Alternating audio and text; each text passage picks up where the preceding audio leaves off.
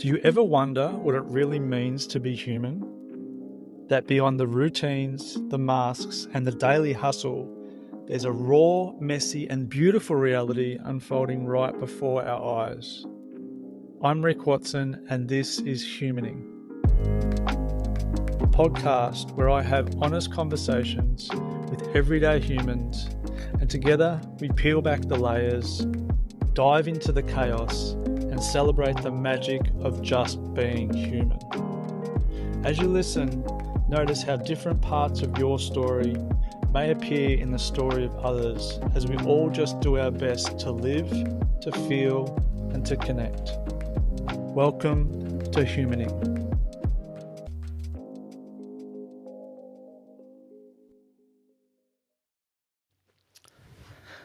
Sophia Richmond-Manno, welcome to the podcast. Hello, Rick. Thank you for having me on. We're laughing because I had to ask you your last name. Yeah. We don't... Maybe that's leading into how we know each other. Yeah. It's funny.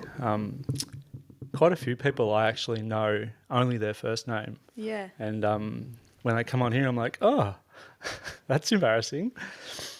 It sort of shows how well we can know someone but not know their details. Yeah. And I think also, is it important to know people's details? Yeah, nah.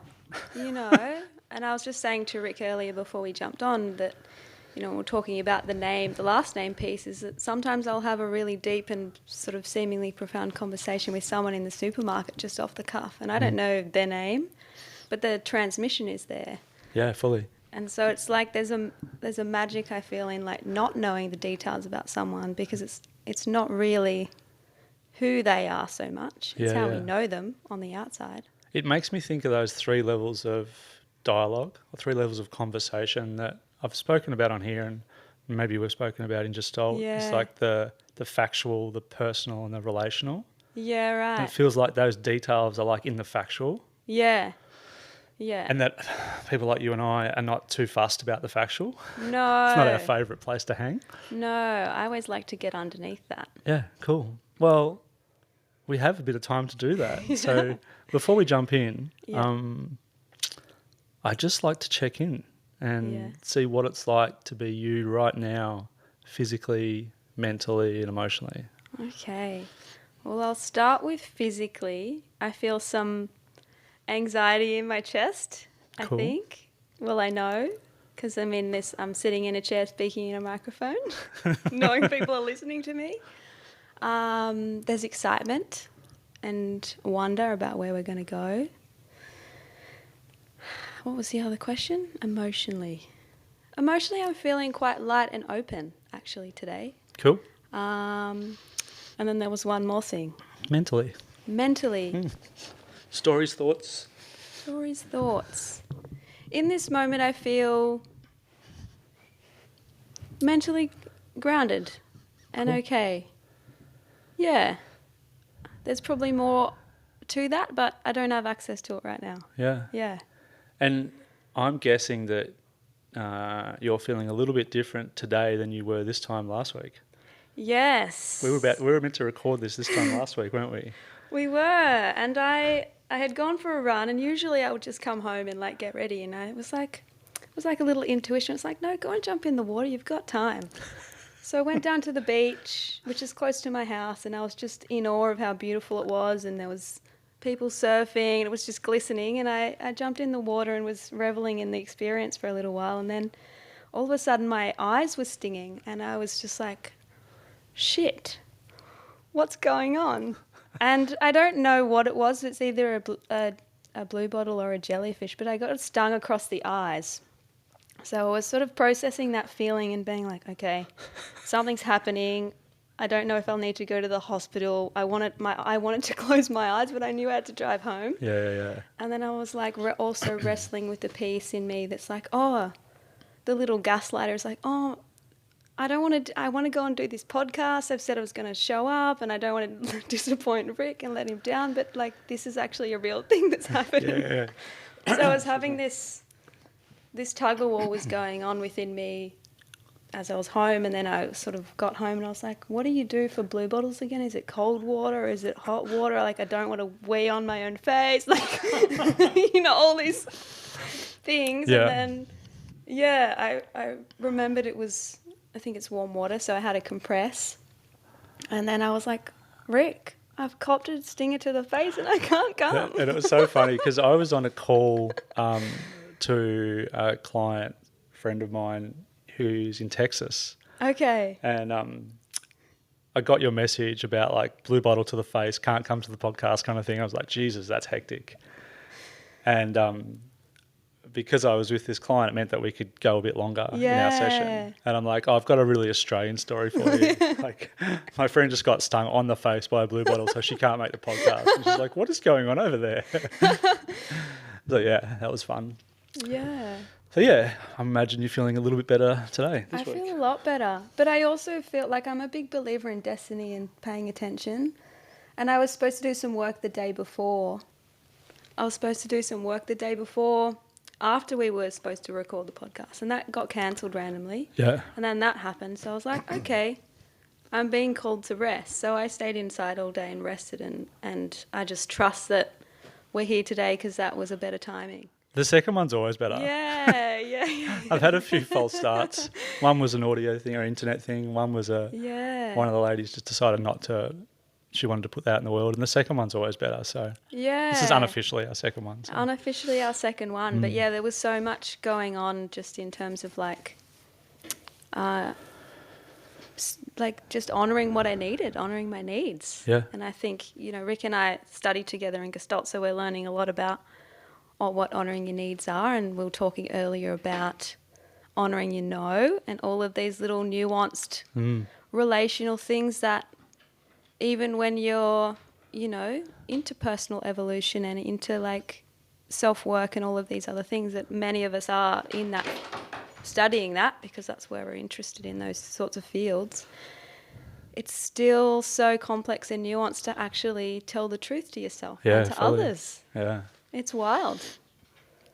Yeah. All right. I'm just going to dump my little check-in. Okay. I shouldn't say dump. Oh, I took the stage too long. Sorry. No, it's good. I love a bit of storytelling. I am physically feeling... I'm still on the back end of a little bit of a cold. Yeah. So I'm conscious of like not coughing into the microphone or any way in your direction. So there's that. That's a little bit in my chest. Body actually feels pretty good. Yeah. Got a good walk in with the dog yesterday, jumped in the ocean. Like nice. It was good.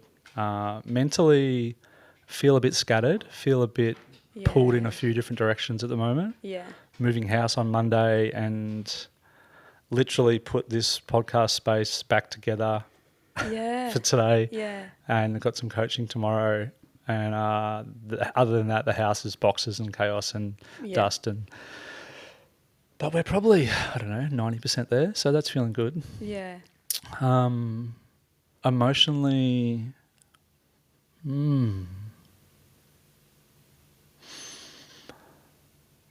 feeling really, I'm going to use the word equanimous.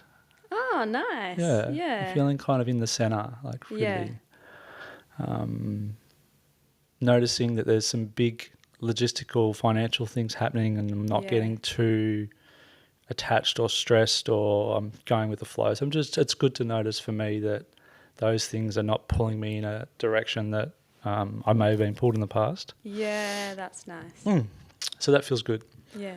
I think that's me. Cool. Thank you for sharing. So Soph, how do we know each other? We don't really know each other. We were kind of laughing about this earlier. Rick and I started Gestalt psychotherapy year 1 together last year, but we're in different groups. Yeah. We were strangers in the night. We're strangers. I do remember you. I feel like I remember you from the first day though, or the first weekend. Yep. And I'm more familiar with you than a lot of other people. So we have two groups. We had two groups last year, and I was in the blue group and you're in the green group. We had about 40 students that started, wasn't there? Yeah. So there's many people who were in Rick's group that I sort of, I know their faces, but I haven't had too much contact with. But I feel like there's been a connection, whether it's been energized through dialogue or not, if that makes sense. Yeah. Just in our little breaks and in our little lunches breaks. And then I think we shared a couch at residential for one of the talks or the presentations. Yes. And just had a conversation. Yeah. And it's like, Soph, do you want to come on the podcast? Yes. And we're like, hell yes. Yeah, that's where it happened. I think we were talking about grief. Yeah.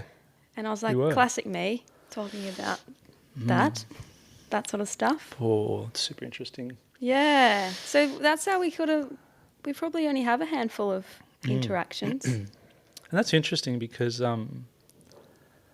most of the guests on the podcast I've known either a long time or I know deeply for a short time. Yeah. So it's really cool. Like, I feel like this year is all about stepping out of that safety for me in this environment. Yeah. And I said to Soph before, I'm like, I feel like I'm getting to know you on a podcast rather than in real life, but they're the same. But yeah.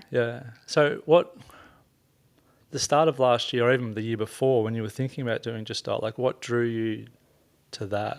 Okay. Well, I had been in a huge run up wanting to study a psychotherapy for many years, and I was sort of heavily involved in working for a company that I really loved, and I just, was working full time, working with people, working with herbs and health and all these other things that I really loved, and just figuring out how to slide out of one thing and into the other thing. So that was all sort of cooking along, and then we had like floods and all these other bits happened, so it got put on the back burner.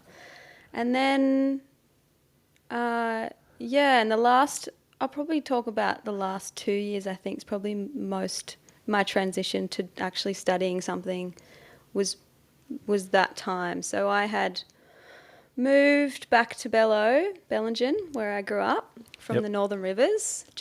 I feel like this place has a knack of like, when it's time to go, off you go.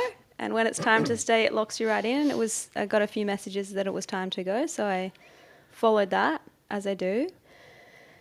And then, I spent like 2023 still figuring it out. And I was looking at, and I started another course in psychotherapy with another institution. And Can we say which one? Yeah, Icon. Oh, yeah, cool. And all their content, such good reading content, except it was online. And I was always really against, like, I'm a very long-winded person, so this is going to be a long story probably. I like to talk. I like to talk. And I'd been looking at umming and ahhing with them for a while, and they were kind of like, just, you need to start or we're going to put you on the blacklist. So I started with them.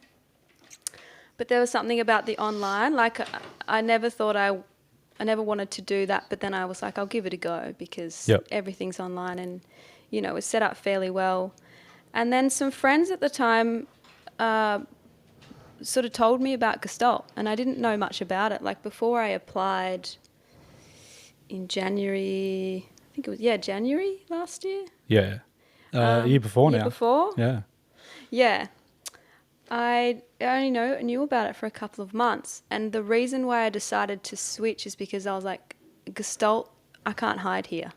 I just knew I just knew that it's because it's the way it's set up, like we learn in group and we're all in person together, and it's very much about I like the fact that it's about being with the sensations of the body and being in the present. And I'm a very intellectualized person.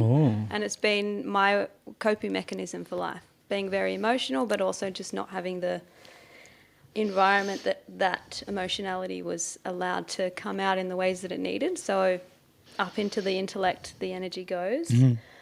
So I just knew that was Gestalt was going to be the thing that I was like, I can't hide from myself here, and it's going to be an edge. And I was ready to be seen, which is so terrifying, but also I knew it was part of the growth that I needed and to be the person that I feel is in there. Yeah. So I go off on whimsical tangents, so I might forget what you asked me. No, it's good because some things that jumped out to me there. You used the term, I wanted to come out of hiding. Yeah, essentially. Yeah, and what I heard in that was come out of hiding from being in your head to coming into your body and your heart, and Yeah. yeah, Yeah, and that's been a big journey. I've studied, I did half a degree in naturopathy, I've done yoga, I've done all these, and also lots of self-study. I'm just going to stop here. I'm just Yeah. going to swing you around that way so you're facing the mic more that Oh, way. here. Yeah. Okay. That's Cool. better. Yep. There we go. Yeah, cool. Sorry, I just want to get those levels right. And just bring it in a little bit. Yep, there you go. There we go. Yeah. Cool. Sorry, you said you were studying naturopathy. Yeah, I've done all these things. I've always been, I think the crux, and this is something I think about a lot. I'm like, what am I doing in my life, and what am I interested in, and what am I passionate about? What's underneath it all? It's a big question.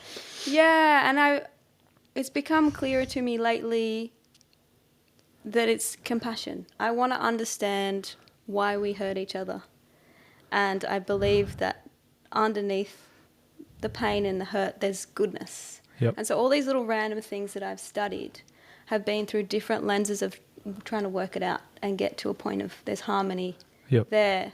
So over the years, dropping out of my head and more into my body and knowing that the missing link in terms of my own self evolution and healing and whatever word you want to use, and that of others, is you can't do it all through your mind. And the body is this incredibly intimidating but powerful vehicle, and presence is the thing that clicks it all over. Yeah.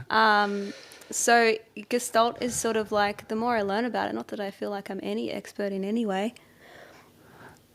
the more I read about it, it encompasses lots of other little random bits that I've studied, like Taoism and, Zen and all these other things. And it has this other background to it, which is all about, when I look through, when we sort of swish away all the scaffolding, it's about presence. And it's... Can I pause you there? Can I pause you there? Yeah, please. How would you say your level of presence is after doing the first year compared to maybe, say, 5 years ago? Oh, like 110%.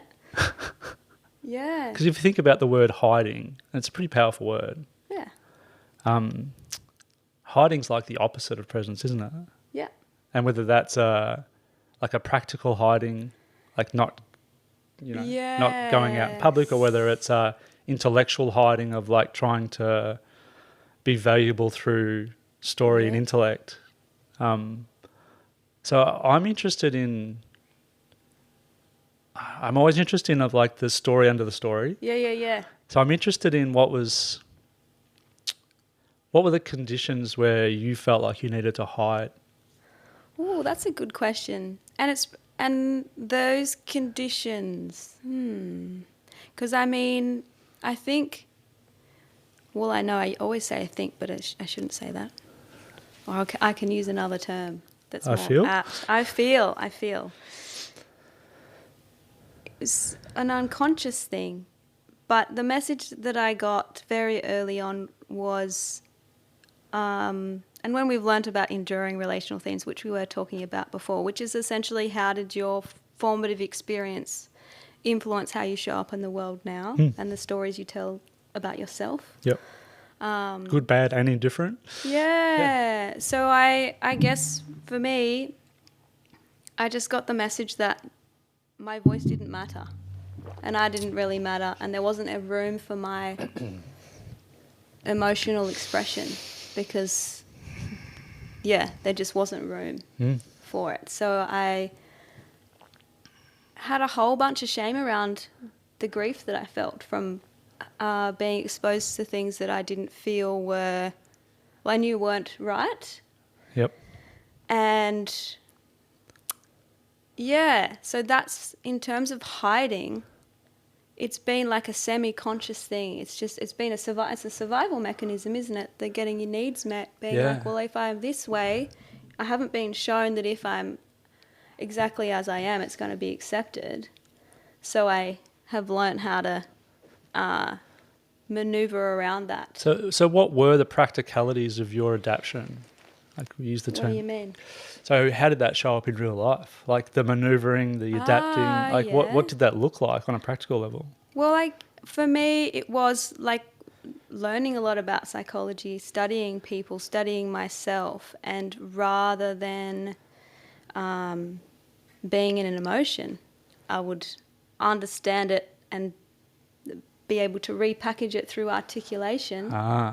So I could be vulnerability forward and tell you, you know, I could be quite raw and have it really well packaged in an eloquent delivery of like, this is what's going on, but actually being in the emotion in the present with it in front of someone and having them, you know, be with it.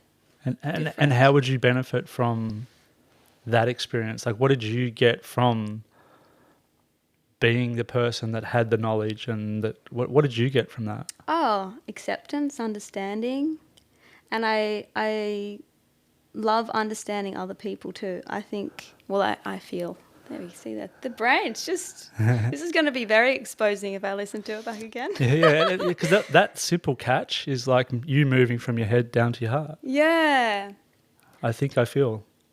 And I love to love. Like I love loving people, and I love creating safety. This is something that I've been in dialogue with a few friends about recently, and it's like I really love to be someone who feels safe for others, and I don't always nail it. And I'm really interested in learning about all these different ways that we miss each other, and being able to provide that for the people I care about and even people I don't know, because I feel like that's what is going to change. Some of the harshness in our world is like, we were talking a little bit about this before too in a different way. It's like this reprogramming and repatterning and holding, and that's something that I really enjoy, the process of being able to offer others, because I know... Pause that. Yeah, Sorry. yeah. No, finish your thought. Sorry, I should have interrupted. Well, I was just going back to enjoying relational themes, and now and understanding the next layer of myself through those lenses and study, and being like, why do I do this? It's because I didn't get that. And I want to, in some way, by providing it to other people, I'm giving myself room too. There's something about that love, unconditional love, acceptance, compassion piece, that by practicing it to the people that I care about in the ways that I can, I'm also allowing myself to take up that space as well. There's something... So you're giving yourself the gift as well as the others. Yes. Is that what I'm hearing? Yeah. Yeah. Yeah. Cool. And then there's another sneaky thing about that in terms of like actually allowing the receiving to happen. So much sneaky things happening with that. I can see you grinning. So, well, yeah, the allowing the receiving to happen. So when people do express what you're offering, is the ability for you to actually take that on board. Yeah. Because it's not a natural It's terrifying. experience for you. Yeah. Yeah. Yep. And it's this last year of Gestalt has been so interesting. On that, like I had a big linchpin moment when I had my storytelling. Yeah. So we did this at the end. I think it was it the last weekend? The last weekend we were separated in 3 groups, and we had to tell our story in about 10 or so minutes. And you could do that in any way you wanted, like a poem or a video or whatever. And I chose to share, which I've shared this myth with you, because I think this is what we were talking about when on the couch, when you were like, do you want to come on? There's a myth called the Lindworm, and essentially it's a little story about loving the exiled parts of ourselves. Mm-hmm. And so I I remembered this myth and I was like, oh, I'd love that. I want to share this as part of my story. And it went for about 9 or so minutes, and I cleared it with our head teacher, and then I was going to talk about how that related to my story. And so when I was doing my storytelling, I sort of said, I'm going to play this video. It goes for this amount of time. And then the teacher who was taking my group was like, oh, that's a bit long. And then that was like the first, it just threw me. Yeah. Because I was already nervous. And my confidence, my excitement the day before, when we were talking about in group, like how we're all feeling before our storytelling was to begin the next day, I was like, I'm so pumped and excited. And then after, I was getting more and more nervous and being like, oh, fuck, am I prepared enough? Like, what's going to happen? Yeah.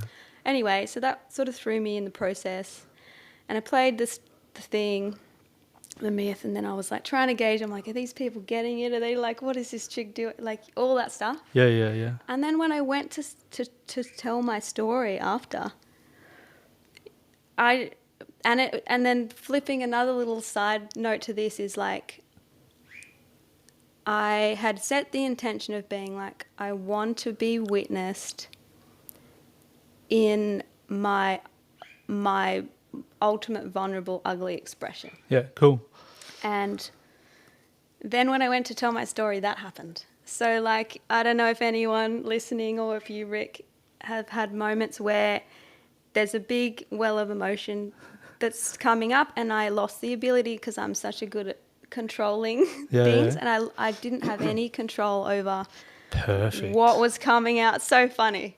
And my whole face was turning red and it was contorting. Like right now I'm touching my face and demonstrating how it was just like, whoa. And it was wanting to like this, and if you watch this myth, the lindworm is this like terrifying big worm-like creature, like a dragon that kills everyone, and it's just like, rah. I want to come back to you.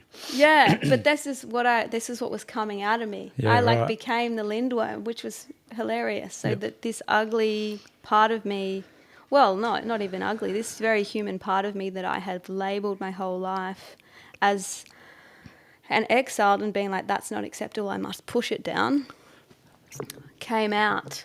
And I had to be witnessed by a whole group of people through what felt like a really heinous experience. Yeah.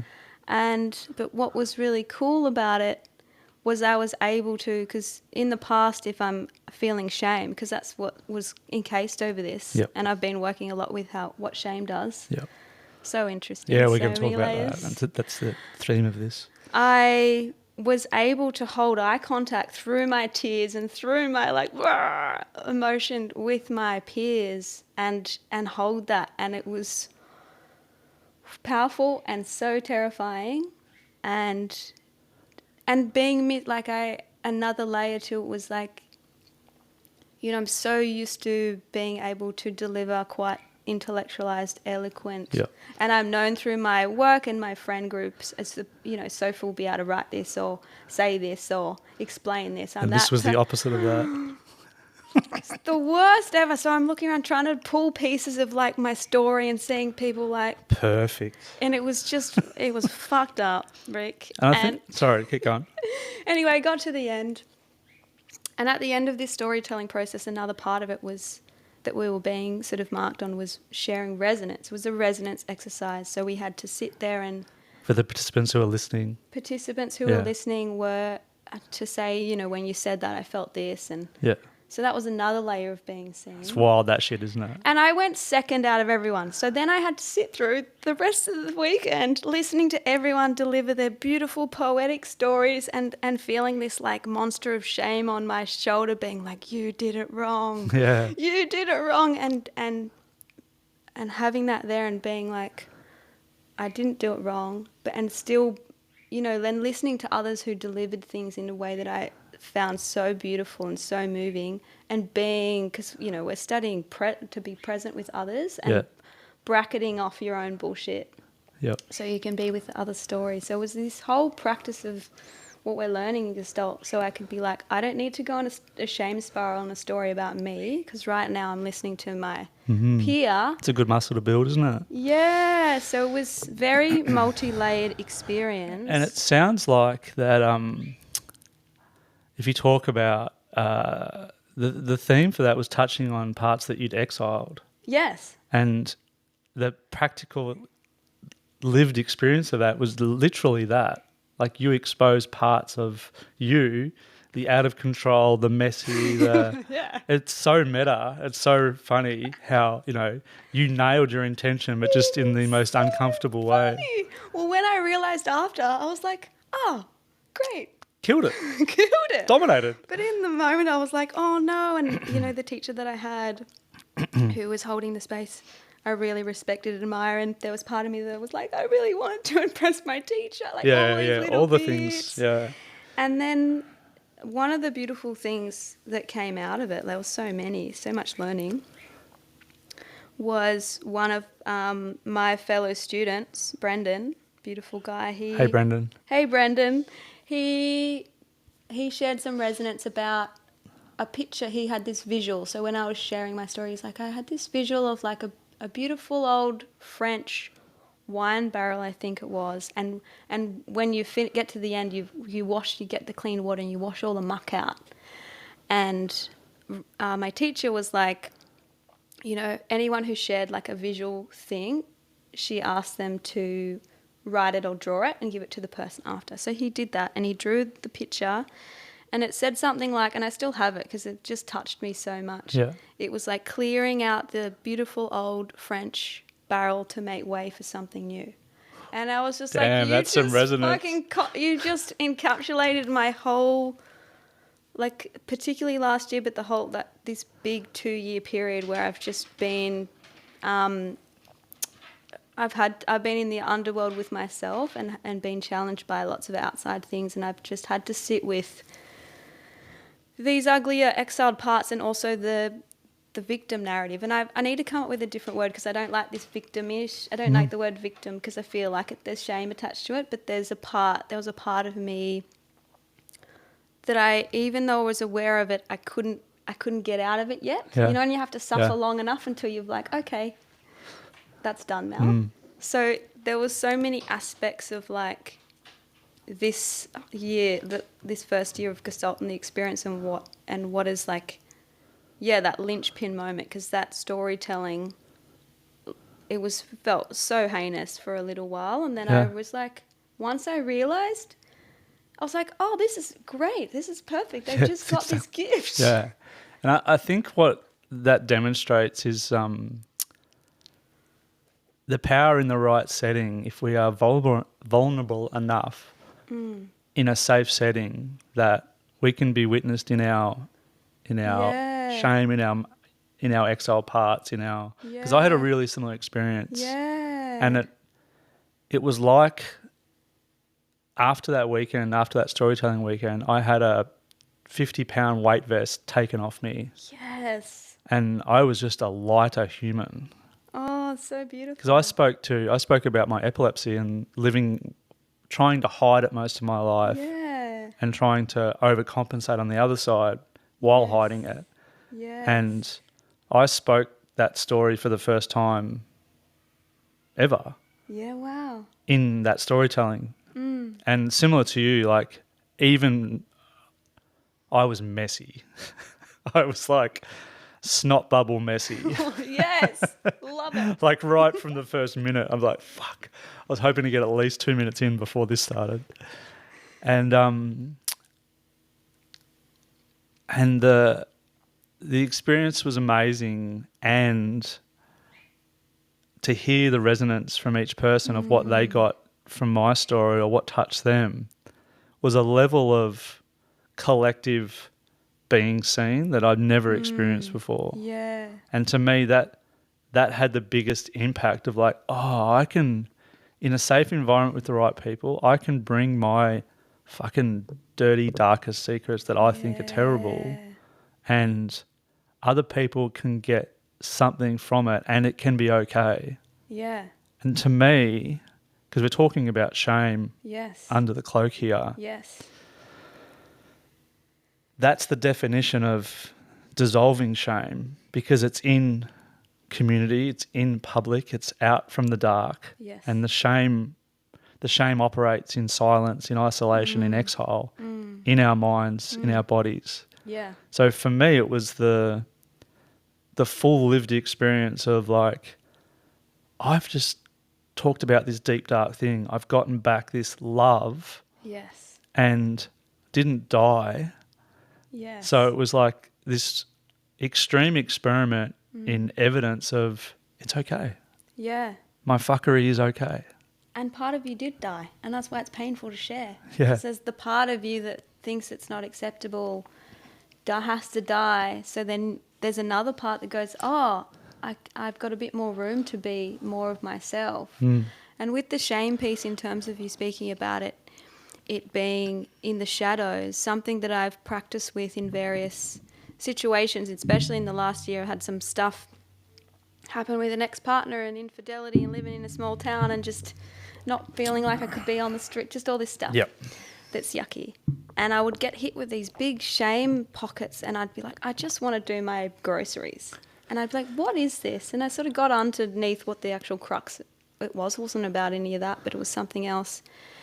And I've been practicing, when I feel shame, I bring it close and I say, come here.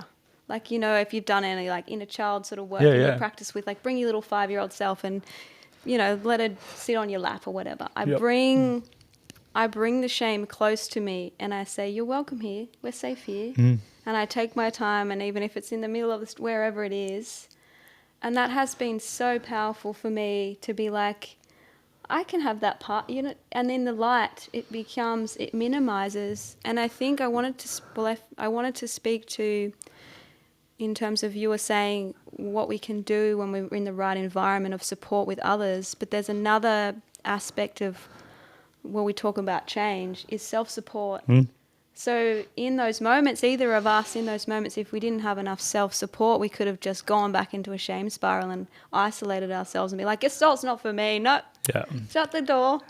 This is what I work on with my clients all the time, is that I'm really glad you brought this up about the self-support. Yes. It's a really important part of the change process. And I think for those playing along at home, it's like the self-support, but then there's also reaching for the external support. And what you're talking about and what I talk to others about is for me, external self-support is reconnecting with those parts. Yes. So for me, the practical side of that was this year in therapy, I got to know my 13-year-old who got teased by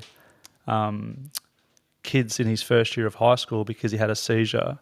Yeah. And I hadn't processed any of that. I just drew it back in. Yeah. So I got to know that kid and we got to do some work with him, and he hangs with me now. Yeah. So similar to what you said, it's like when that shame starts, when the symptoms of that shame, I can feel it in my body.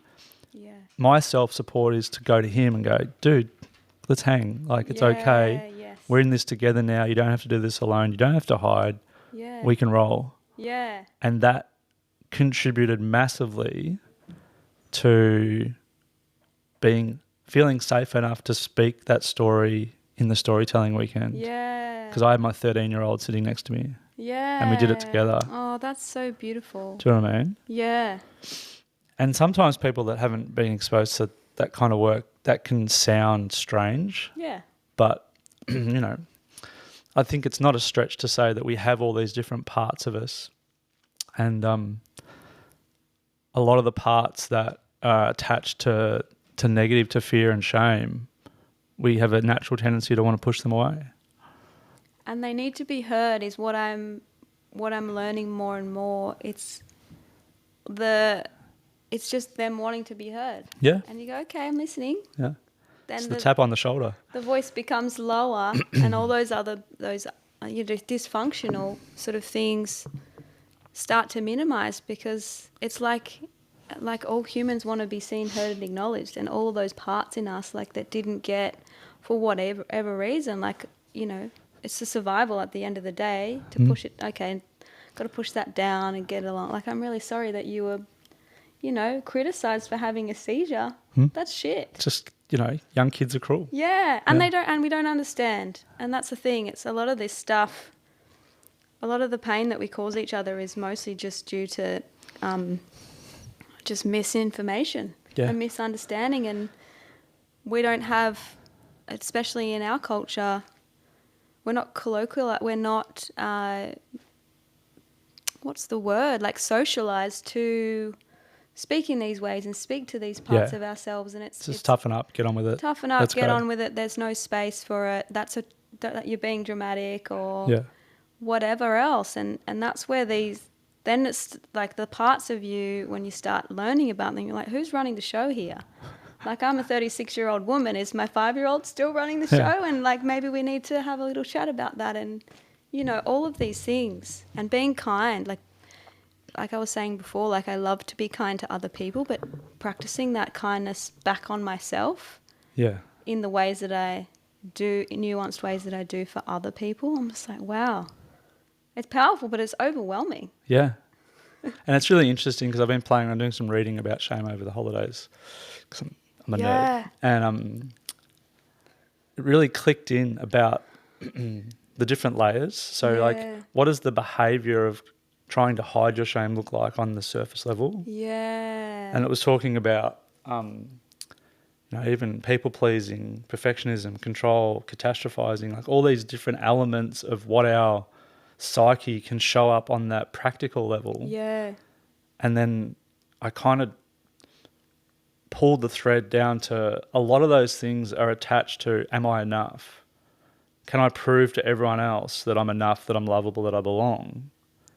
And then the next layer down is like, it's the shame emotion that I don't want to feel if I'm not. You know what I mean? Yeah, it's an ego death. Yeah. So we all have some form of the top level behavioural, protecting, chasing worthiness, validation, that sort of stuff in various degrees. But then if we look down to the worthiness layer, and then under that is the shame of not being enough, I think that's, if we're looking for the story under the story, that's a pretty solid place to hang. Yeah, and it's this fear, this like umbilical fear of maybe it's true. So many things. Maybe it's true that I'm not enough or I'm not lovable or blah, blah, blah. And how do we, especially like in our world where success and achievement and how we're valued, our value system and what we're rewarded with is hierarchical. Yeah. And it's based on how much you can prove you've got a talent. Like, it's not just like you can paint a line on a page, so you're an artist too. It's like, you know what I mean? Yeah. Like it's this systemic issue where it's so refreshing to have these conversations because between us we can have there's room, there's a bit of like inspiration, enthusiasm, we can take that out into our circles. But what's important to remember, what I try and remind myself and others when we're speaking of this stuff is that we're in a systemic system where we're going to be given the opposite message at all times. And so it's part of our activism to have these conversations, Yeah. And then bring it to the light, Yeah. Unshame the shame. Unshame the shame. And then it loses its power. Because it's like, if it's lovable too, then it's like, okay, cool. And that's the part. Yeah. Because I think that's what swings back now for, the paradoxical theory of change is that big A word of acceptance. Yes, yeah. Can I accept this part of me? Can I accept the part of me that had epilepsy and had seizures and had to be medicated and had bad side effects? Like, can I accept that part and take it to the world with love? Yeah, yeah. And I think part of the thing for me and with working with others is seeing the superpowers that shame provided me with. Yeah. Because then that to me is the doorway to more really felt acceptance. Yeah. It's the both sides. Can I love on the shadow and the light? Yeah. So for me, the superpower of feeling the shame of feeling like I was broken and had to hide that part of my world was I overcompensated and became really fucking good at sports and school and it's probably not dissimilar to your Yeah. intellectualizing and making Yeah. sure that you, and while that part of me can push to levels that don't have it feels like a bit of an empty, a bottomless bucket. Yeah. But the skills that it's taught me and the drive and the confidence and the push are a big part of my life. Yeah. And they've really served me. Yeah. So I don't want to just be like, all right, that bit's gone. Yeah. I've got to love on that part. Yeah. But by loving on it and seeing the shadow of it at the same time, for me, means that the light of awareness is stronger. So I can see when it's unconsciously grabbing me versus when I have intention around it. Yeah. And when I'm listening to you, I'm just thinking about creative adjustments. Yeah. So in Gestalt, I guess we don't use the term coping mechanisms. It's a little bit cuter. It's a creative adjustment. Yeah. So we're like, getting your needs met essentially, and our organisms are so brilliant by design that they will find any way to meet a need. And that need might be, like you were talking about before, having to push certain parts of, feeling you had to push certain parts of yourself away, so you developed other parts that were more acceptable and celebrated. Mm-hmm. And they were functional in that time. And then it's like reassessing, is this adjustment still functional, and what else is possible, and da-da-da-da. So, yeah, bringing it back to Gestalt is something that I really love about how it articulates these things, because it's just so kind. Yeah. It's a celebration of what we're capable of. And it doesn't put the shame on. And there's room, and drawing right back to what I was talking about before in terms of like me trying to get to the crux of what I believe in and why I'm doing what I'm doing is compassion. And one of the questions I ask myself is like, how do we love those that are unlovable? How do we love those in society that do atrocious things? Who gives those people love, because they're also a human being, and anything that one human being is perpetrating or doing is a possibility for anyone, because it's consciousness. Yes, we don't all choose to do things, but this stuff, that's when I get excited about how far can... That's the real road test, isn't it? Well, it's love. How far can love... How I feel like our vessels, and especially our hearts, it's endless. We have the capacity to endlessly hold space for the darker shades of our humanity and others' humanity. Yep. And it's just like the alchemy of going through the processes where there's obstacles to that and judgments come in, and like, yeah, how do we apply this stuff to things that are really unacceptable? People do.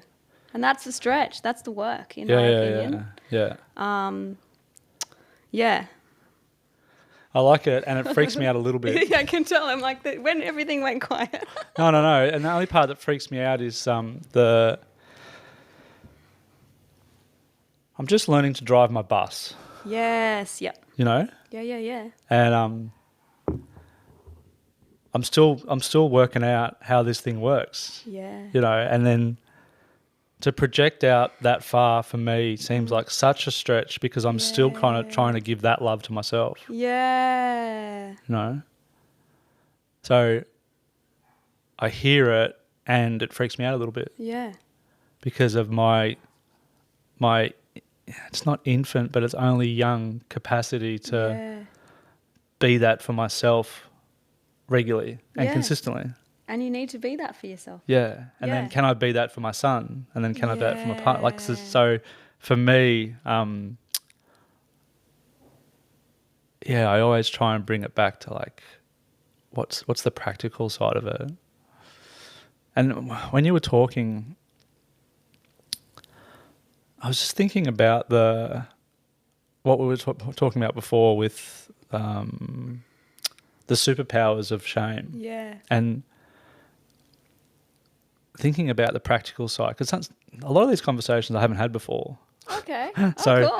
like I love talking about this stuff. They touch on things in different ways. They touch on things that I haven't thought about before. And I was just thinking about like that superpower of shame, of like overcompensating, striving. how that showed up for me at the end point was burnout. Yes. Mental, physical, emotional burnout. Yep, been there. And I think it's a really interesting, excuse me, it's a really interesting marker for us as humans and people listening of like, how hard am I pushing and what's the reason I'm pushing? Am I pushing to fill the empty fucking bucket? Yep. And is there a different way? Yeah. And what's driving this insatiable desire? Yeah. Could I just do nothing? The non-doing, that's something that I, especially at the moment, because I've recently moved back to the area and I haven't been working for the last like 6 weeks, and there's part of me that's just loving, trusting that space and knowing that I needed that. And then there's another part that's like, trying to be ambitious and, you know, tick the boxes and do all the bits and be practical in the material world. And you know, I read the Tao Te Ching quite often. And essentially every page in a different way says, how can we just be non-doing, being, allowing, letting seasons to be there. And it's so simple to conceptualize and to speak, but to practice it is really fucking difficult. And when I talk about, you know, when you're saying that this idea of like this, how do we hold space for just all of humanity with this stuff that we're talking about, and that can be really freaky, and it is freaky. I experience the freakiness as I get excited, but then I wonder if I can I do it? But I sort of know I can. When I pare all of that back, and even just paring back to like how can I be a good Gestalt therapist or just a good human? It's like, what do I need to do in my life where I am conditioning my vessel enough so I can hold more presence, or I can actually be in the non-doing and feel safe in it, so that ripples out. Yeah. And translate to others. Hopefully I'm articulating it. No, it makes sense. Yeah, so that's sort of where my mind goes in terms of like, I like to go into all the nuance, and then I like to bring it back to something that's just like really simple, because essentially that's this whole, like, how do we synthesize all of this information so it's not just all little parts, but it's this one crux, and it takes about 12,000 steps to get to the one crux. Yeah. And I think what you said before around like the cultural conditioning to achieve and be validated works in the face of our need and desire to rest, be in the present and be still. Yeah. Because it's the opposite of what we're rewarded with. Yep. Rest is not rewarded. No. And it's such a common thing that I see, even through the Christmas break. Yeah. Myself and clients that I've spoken to since the start of the year really struggle to down-regulate from pushing for Christmas, doing the thing, and then resting, because their system is just like activated. Yeah, and then in the rest, you often feel really shit. Yeah. Because you've been pushing, and anything in the striving is the pushing away of what's actually present for you in any given time, and the processing. Then when you stop, there's a conglomerate of processing that needs to happen, and that can be really bit of backlog of emotion. And you're like, I better go and do heaps of shit, because like obviously I'm doing something wrong, but the feelings that can be uncomfortable in those spaces are fucking perfect. They're just uncomfortable. Yeah. So it's this whole like, you know, I've been in the last 2 years this has been my life, like being really in the not really doing much, living back in my family home, having stepped out of identities and lives and things that I'd built, and being like with myself, and being actually present, and it's fucked. It's so shit. What's been the toughest part of it? Just being present with emotions. Yeah. And because I feel things so deeply and in such a nuanced way, and and insights and ownership of, you know, like whenever I want to point the finger outwards, I've got a whole hand pointing back. And how do you hold both at the same time? And, you know, holding the awareness I have about psychology and how why we do the things we do and why we, we do things because we have a need that needs to be met, and it might not be functional. So when others' behaviours have caused me pain, holding space for having that understanding, but also holding space for, like, just because I can understand the psychology doesn't minimize the fact that I've had an impacted me, and I need to process that. Yeah. So I've just been sitting in sober awareness of my visceral experience and lots of things that, because keeping busy and pushing things away, I just had to sit in it. Yeah. I think maybe it was like May or March. Maybe it was March, probably just before Gestalt. I feel like I cried gutturally every single day. Yeah. And I was just like praying, going, oh, can I get out of it? Like, come on. But I couldn't. I just had to feel it. So I just want to stop you there. Yeah. Well done. Because it is easier to be busy and not do that. Yeah. So just well done. Thank you. It's huge. And I think in some capacity that work that we're doing or will be doing is an expression of that. It's like giving people the skills and the space to feel. Yeah. And I think at the core of it, we think about the whole resonance part as like, can someone else feel safe to be them and to bring their parts and to actually feel the shame, to feel the fear, to feel like to all the stuff, and for it not to fall back into that default of like, fuck, I need to push this away. Like, it takes courage. Yeah. And it takes support. And I think what you're talking about is at the essence of the work that we do. Yeah. Because it's providing the scaffold for people to feel. Yeah. Yeah. And because you've had this deep lived experience of that over a long period of time, like, you can resonate in a lived way. Yeah. And it's not lost on me. As much as I've gone through this process and, very much invisibly a lot of the time. Yeah. It's also a cosmic giggle. I feel like do you get this in your life where you're like suffering but also laughing because you're like, I know this is exactly what I've asked for, and it's giving me the tools and the understanding and the actual empathy to go, I've been there, know what that feels like. And the more, when I go, I want to go and work with prisoners and people who have done stuff that's not nice. I'm I'm going to have to face off with some deep feelings. And that's just part of it. It's carving out what I feel, and especially why Brendan's little message resonated so strongly for me was just clearing out so much. I've got more room now. Yeah. Because my own shame and my own emotions that were up to my eyebrows, trying to push it down. Now it's out of the way and I've got more space to be, because I'm not trying to hide. I can actually look someone in the eye and be like, I'm not scared they're going to see my grief, because it's changed form now. So it gives me more space to actually be with people and be present. Yeah. And hold the space that I want to hold. And just more space for understanding shared humanity and bringing it into the conversation, like you said. You don't have to be okay all the time. Yeah.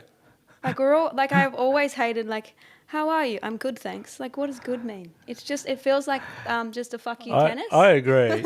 I vehemently agree. It freaks me out. And there's another thing that came up last week for me, that the term fake it till you make it. Yeah. That hurts me. Yeah. Because that's a mask. Yeah.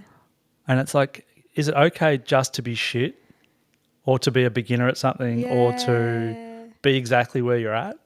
Yeah. And it's a similar sort of vibe. Yeah. And this culture, I was speaking to a client last week, and it was I'll just fake it till I make it. I'm like, tell me about that. Yeah. Where did that story start? Yeah. I love that. Can't we just be shit? Yeah. It's really difficult to just allow yourself to be shit. Because for me, what comes back for that is then I have to potentially confront the shame of not fitting in, not being loved, not belonging. It's that glimpse of the potential of feeling that. Yeah. Yes. Key. Yeah. Yeah. And it's not even the feeling of it. It's the scared that I might feel that. Yeah. And what's going to happen? Yeah. Maybe I'll just feel it and then I'll move through the feeling and then I'll be in a new spot. But that's, yeah. Most people don't get there because there's No. a version of fake it till we make it. There's a mask, there's some armor, there's...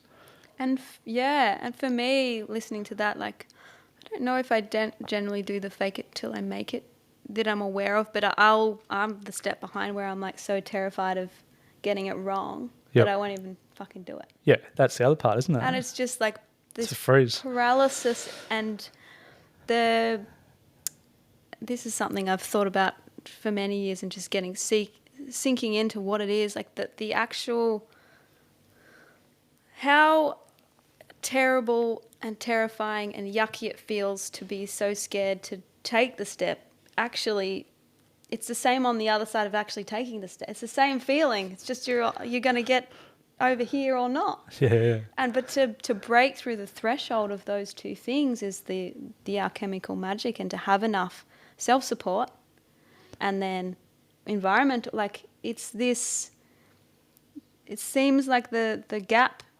is so small and so vast at the same time. Yep. And all of life exists in that gap.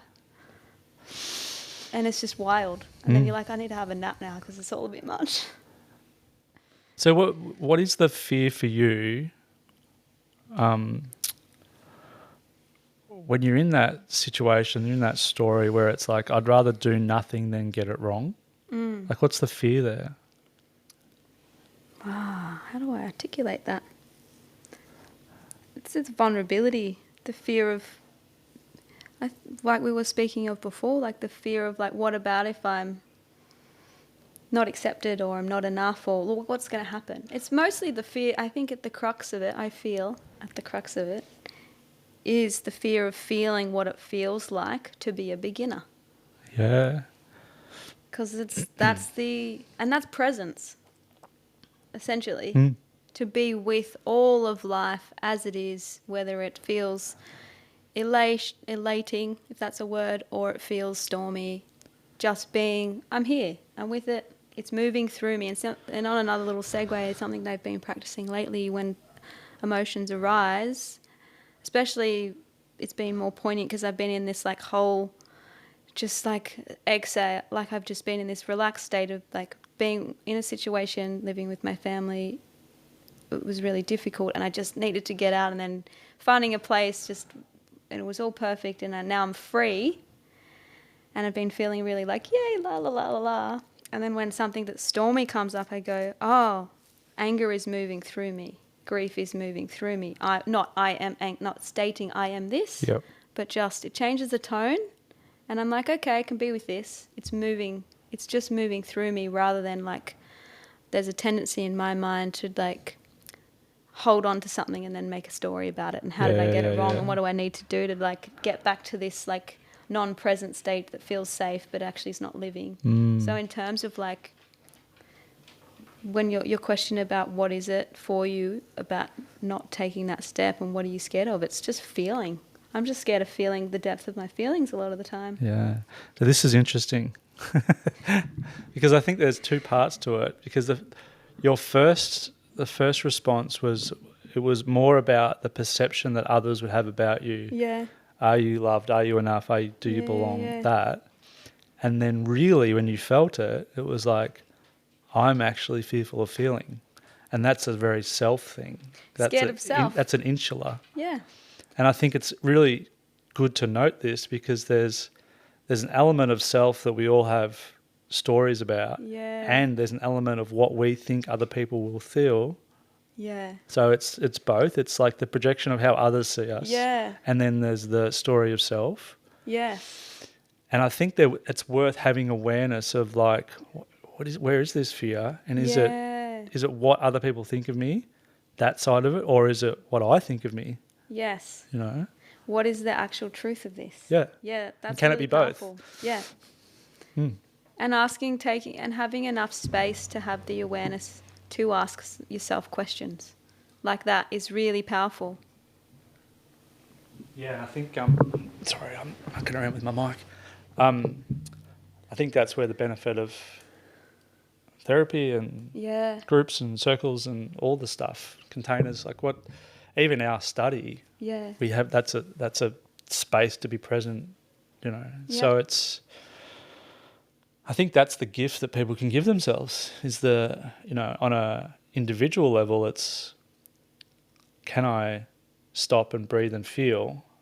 And then do I have the capacity to share that, to get into dialogue and curiosity with that with someone else, group? Like I know in our men's circle, it's such a simple process, but it's so powerful because it's a space where people can bring all their parts and it can be resonated with rather than fixed. Yes. Key.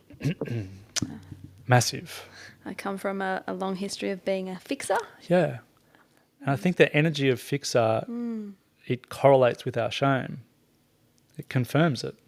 Yeah, and it's when I reflect on like having awareness around that fixing energy and the acceptance energy and what people actually need when they're in distress or in something. It's just presence. Like I'm here with you. I see it's you. resonance. Resonance. I feel you. And when I've run over all the times in my life where that's been in my heart's intention, but what's come out is this fixing because that's what I knew. Yeah, the default. I've had to grieve for that because I'm like, oh my God, I missed this person that I care about so much. And I actually wasn't there for them. Like there's so many layers to these different experiences, and then how to be present enough that we can continuously practice it and even when we're going into that other energy, bring it back. Yeah. Yeah. Yeah. So I actually think, and I'm probably not alone, or I'm at the beginner stages, and I'll acknowledge that. Yeah. I don't have to fake it till I make it. That group work and safe sharing and resonance is the kryptonite to shame. Yeah.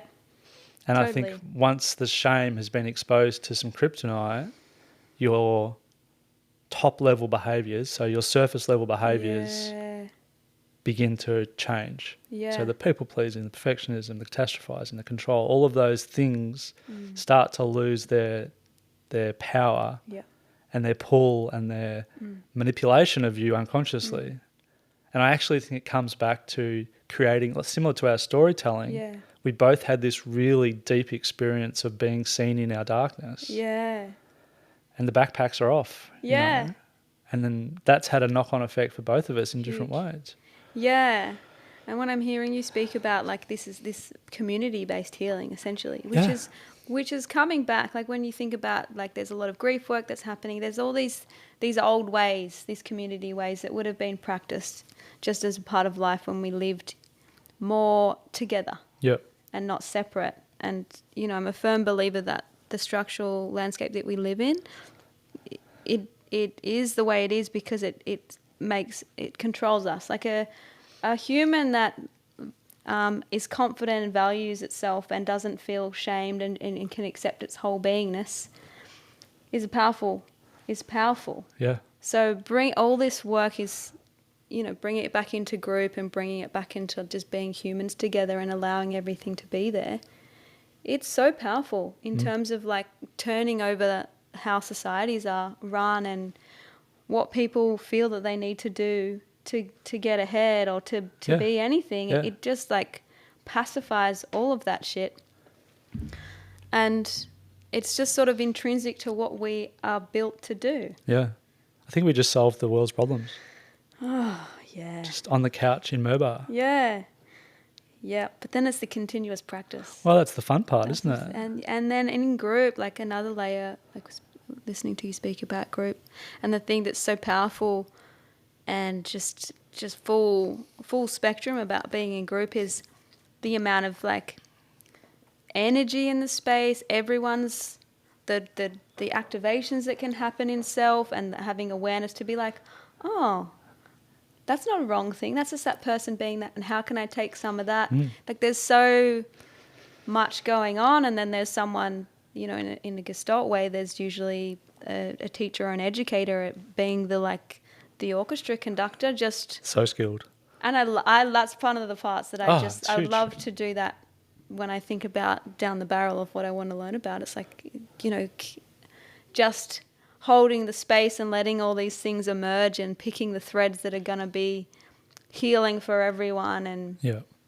but being with ourselves in the often incinerator of so many different emotions and triggers and things going on, and having enough space to be like, I'm right and that person's right.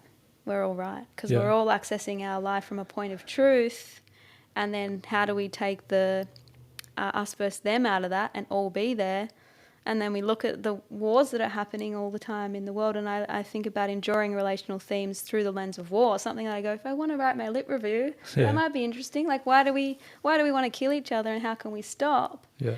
But pairing it back to group, there's all these little bits going in, because it's like, oh, that person said that, so that's threatening me. There's this war energy, this war consciousness is within us because of the way our society is run. But when we start pairing all of this stuff back with shame To and our competition, humanness, to our humanness, and being like, you're over there pointing it at me, but you're also me, then all of a sudden now we're all sitting together on the ground in a different way. Yeah. Like, it's just so much. And what I love about, specifically, there's one or two facilitators in our program that are exceptionally well versed in moving people from story to their heart. Yeah. And I love witnessing that, because that is an art, that is a skill that takes a lot of time to be able to do in a group setting. Yeah. And it's really powerful to watch someone deep in their story and like really attached to it, and then get one or two questions that just drop them back into their eye language and their heart and what's really going on for them. And that's a gift to the world. Oh, it's beautiful. I love it. I get so much out of it. And it's all like, there's so much going on, because it's like it's an energetic, from my understanding too, the way I view the world, it's this energetic transmission. It's like there's words used to ask these clarifying questions, but it's like how to use your tone, what part of your body is that coming from, and that sort of has this like, not hypnotizing, but it has an effect, and you can see it sort of can't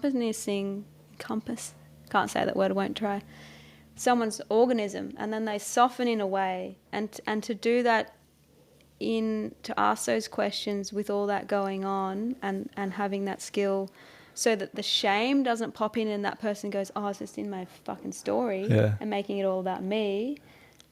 So that doesn't come, that's a whole other thing. So there's just so much, like I really love just watching all of that stuff too. Yeah. A lot going on in group. There's a lot, especially when it's like 20 like pretty curious humans, and and a lot of people come from having, they're there for a reason. But they also have like 1 or 2 degrees. They're a professional in whatever area. Like, there's a lot of people that come with identity, and you come into those spaces and none of that matters, and that's confronting. Don't fake it till you make it. No, well, you can't fake it there. That's why I chose it. Fully. You just can't. It's just like so brilliant and so heinous at all at the same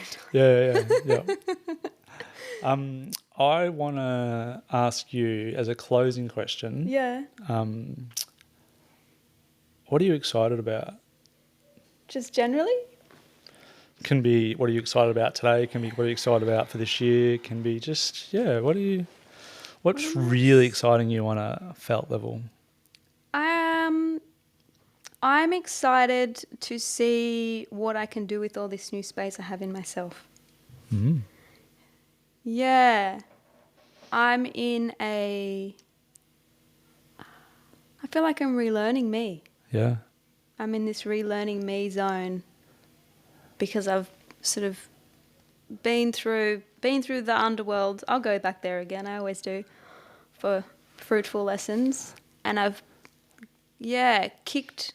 punched through this big layer of stuff that was inhibiting me from interfacing with life. Yep. And now I've got the space and I'm not really sure what to do with it yet. And it's the rethreading. So I'm excited to see what's possible for me, but I have no idea what is yet. Perfect. Yeah. It's very thou, isn't it? Yeah. Mm. So. No outcome, no agenda, just open.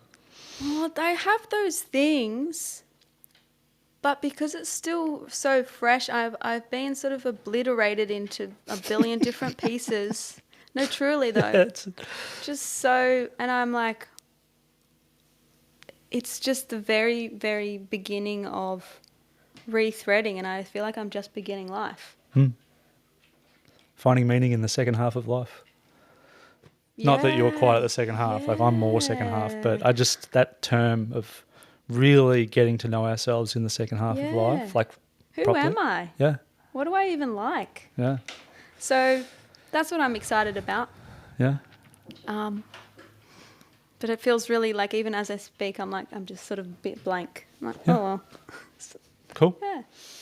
I'm excited about, I think I mentioned I did a podcast a couple of days ago, and I was talking about all the practical parts of life that I'm excited, like moving house and different things. But I think one of the things I'm most excited about above and beyond all that is this year in our study focusing on the art of being a therapist. Yeah. And for me, that whole thing around not faking it till you make it. Yes. So not going in there this year and going, it's okay, I've got clients, I've done this before. And it's like, can I come in at the level that I'm at and make the mistakes and get the feedback? And so for me, that's a real edge of like, can my ego just sit down for a bit and not have to prove that I'm capable in this field? Yeah. Can I make mistakes? Can I drop the ball? Can I, walk down the wrong path as part of the process of learning my art and not pretending that I think I know it all? Yeah, so cool. And can I just be a learner? Yeah. When they talk about being a learner. Yeah.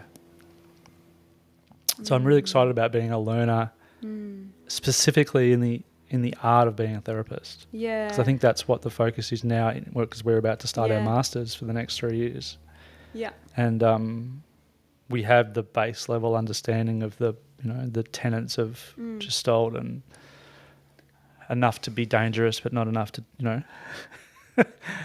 But I think this year is all about using those tenets to be in dialogue with someone else and be supportive. So that's what's really exciting me.